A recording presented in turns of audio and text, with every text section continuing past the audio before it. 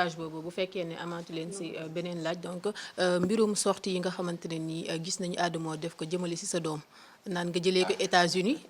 laata muy yàqu dégg nañu aussi Pape Mbaye lu mu ci xamle loo ñu si indil comme leer. xam nga ñoom xam ngeen lu leen nax sama doom dafa amoon problème daaw ndax ñoom dafa tàmm comme toutes les jeunes filles de son âge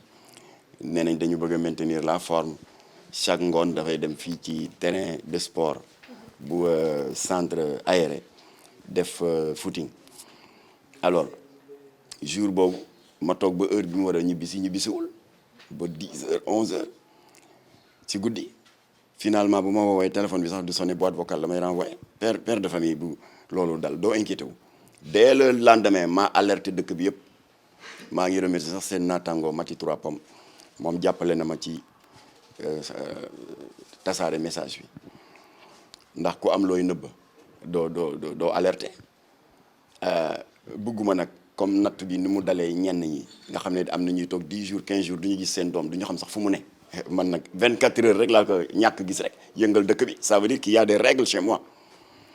alors yemuma ci loolu ma déposé une déclaration de disparition auprès du commissaire de la sûreté urbaine mu ngi may dégg Bara Sankaré mu ne ma waa d'accord léegi jox ñu signalement am ak photom dinañ ko signaler partout ba ci frontières yi recherche yi daal di commencer alors ba le lendemain ma jékki benn famille Layène bu dëkk en face mausolée parce que man fa laa dëkkoon def naa fa 10 ans de 2001 à 2011 daal di ma ne ñun day ñu ngi dégg réseaux sociaux yaa ngay riir ñu ne sa doom dafa réer ma ne ko waaw mu ne xale baa ngi fi ma ne ko loolu nu mu demee moom daf ma tàggoo woon ne dafay defi footing centre aéré mu ne waaw comme que c'est à 2 pas de chez nous xam naa daf fi jaaroon rek fekk xale yi di nuit blanche mu daal di toog xam naa daal di fa nelaw ma ne ko indil ma ko mu ne ma maa ngi nii sa buntu kër ndeke jël na taxi bayk si xale bi ñëw. mais géolocalisation bi ba ñu waxee ne police de côté dañu ne si auberge la ñu ko fekk. ma ñëw ba mu ma indilee xale bi maa jël sama téléphone te mu ngi may dégg c'est le commissaire de la sûreté urbaine Bara Sankaré ma woo ko commencé gu ma wax sax mu ne ma waa Guèye patientel ñun police ñu ngi koy recherché. waaye gisaguñu sa doom mais pas mayaat ñu tuuti ma ne ko xale bi feeñ na mu ne ma bon loolu nu mu demee. ma ne ko mu ngi nii ma daal di ko expliquer lii ma leen expliquer ci famille Layène ba mu nekkoon mu ne waa mais indil ma ko ma wax ak moom parce que man je dois boucler mon rapport là maa dugal xale bi ci oto taxi lañ jël yóbbu ko ca yoon ba chauffeur bi jàpp RFM ma dégg le lieutenant Diassé Dioum porte-parole police te maa ngi nii togg xale bi oto baa ngay dem jëm police mu naan waaw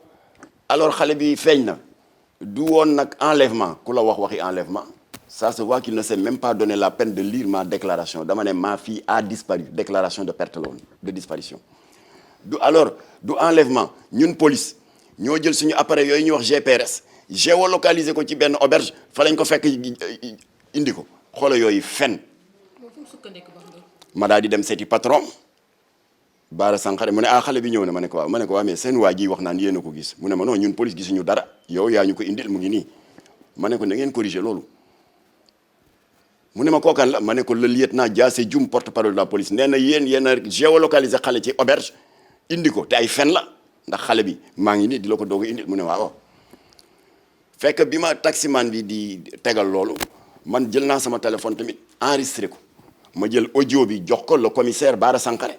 mu déglu ko ne ma kii lu tax muy wax lii ma ne ko il faut corriger ça parce que ay fen la man maa la ko indil waaye yéen géolocaliser leen tous te police ak may dégg c'est un mensonge de dire que c'est la police qui a géolocalisé ma fille dans une auberge ay fen la maa ngi koy répéter te wax naa ko le patron du porte-parole de la police muy le commissaire Bara Sankaré mu ne waaw on va corriger ma ne ko boo leen ko corriger wul dinaa woote point de presse ndax du ma nangu ngeen yàq suma der te ay fen la baayu xale bi parce que le lieutenant Diassé Dioum je connais pas ses motivations mais baayu xale bi bu dee combat bi muy def am na ñu mu neexul mais na ngeen am le courage de l'affronter à visage découvert mais c'est lâche ngeen essayer pour jot ko ruq bu ne corruption jàllul yónni ngeen fi ay caga pour ñu piéger ma via WhatsApp jàllul jox nit ki oto yàlla dimbali ma ci ma gàntal ñu ne ah kii kat comme que lamb nañ ko ci ruq bu ne ma ne ko je parle pas de la police mais des lobbies comme que lamb nañ ko ci ruq bu ne kiiwul kon nañu attaquer le maillon faible muy sa fille c'est lâche ndax xale bi yoonam newul ci combat yi bàyyam dina ngeen fenal ko mais da ngeen ko fekk ci auberge alors léegi nag ba coow loolu amee par heureuse coïncidence seen naataangoo Baba Aïdara nekkoon le correspondant de RFM aux États-Unis fekk daf fi ñëwoon par hasard seet si ay waajuram en vacances alors moom mu dégg coow li dal di ñëw jaar fi seet si ma daal di ma def une proposition foofu la piégé góor jigéen ñi nag mu ne ma waaw Makhtar xale bi daal il faut tout faire pour l'éloigner des champs de bataille de son père man dama la bëggoon proposer te waxtaan naa ci ak suma jabar man Baba Aïdara xale bi ñëw eggali njàngam États-Unis sama soxna dana ko héberger foofu à New Jersey inscrit ko ci école mu eggali njàngam mu sori coowu baayam ma daal di ko remercier ba Baba Aïdara demee ma def communiqué de presse ma ne mbooloo mi ginnaaw ay jàmm Baba Aïdara da ngeen ma ko gërëmal proposé na ma pour sama doom dem New Jersey États-Unis eggali njàngam communiqué bi jàll nag lobby góor jigéen ñi nag kontaan daan na yee kii bu ñëwee États-Unis moom lii tët lii xéwal la dinañu yebal diw mu doxaan ko dinañ ko drogué ba mu mandi dinañ ko sexe teeb jàllale ko ci réseau yi wane ne baay bi dafa rëy làmmeñ rek ndekete la mu am këram doy na ko sëkk ñu lal seen plan xam nga fu ma yàlla suturaale groupe WhatsApp góor jigéen ba doon def loolu mu am benn audio bu fa rëcc ma jot ci immédiatement ma annulé voyage waaye góor jigéen ñi yëguñu ne annulé la voyage yu sama doom pour les États-Unis yëguñu ko ba ñu demee nag ba Jamra porté plainte contre feccekatu Wally Seck yi doon def yëfu góor jigéen ba ñu ne verdict bi suba la le 6 juin ñoom pour xajamal l'esprit des juges pour wan leen ne waa Jamra duñu tous doomam a nga États-Unis di cagatu alors pour que gars yi ne ah waaye mais kii kon day tànqal nit ñi rek ndekete moom da ngay waaru moo doon seen objectif ma bàyyi leen nag ñu wax ba géex doom jaa ngi fii doom jaa ngi États-Unis quartier sangam rue sangam am na nangami far soppi na sax turam tudde Joséphine yéefar la léegi mu ngay njaaloo mu ngay cagatu ma bàyyi ñuy gars yi ne doo leen tontu ma ne mukk du baax étage boo bëggee bu nërmeelu bu nekk lu jéggi dayoo da ngay bàyyi mu tabax ba kawe ñuy tabax yi fen ba mu kawe ma daal di dem seen benn confrère ay ree sax laa doon waxee ma ne ko xale bi day yëng ne mu ngi fii mu ne ma ah ma ne ko Gambie gu jege gii mosu faa dem elle n'a jamais mis les pieds à l'étranger encore moins aux États-Unis gars yi ne ah waaye ñii ak ni ñu doon waxee naan j'ai des preuves ma ne ko preuve yi xam nga lu mu def dafa dem ci sama page Facebook te ku am looyu nëbb doo ko def sa page Facebook roñ fa photo yëpp indi ba ci photo bi ma nekkee xale jeune te taxaw maag maître Mame Adama Gueye mu naan gis ngeen ko mu ngi nii yàgg naa nekk góor jigéen xoola bët yi daf ko couleur daal di joxoñ maître Mame Adama Gueye daal di jógati ne Jamra moo créé Enda Santé xam nga ñàkk jàng ak teel a daw école baaxul ndekete benn texte bu Jamra def ñu tuddee ko le petit bilan de Jamra wax suñu diggante ak Enda moom li mu xamul ci njàkk jàngam Enda Santé c'est un démembrement de Enda Tiers-Monde te Jamra yàgg na di liggéey ak Enda Tiers-Monde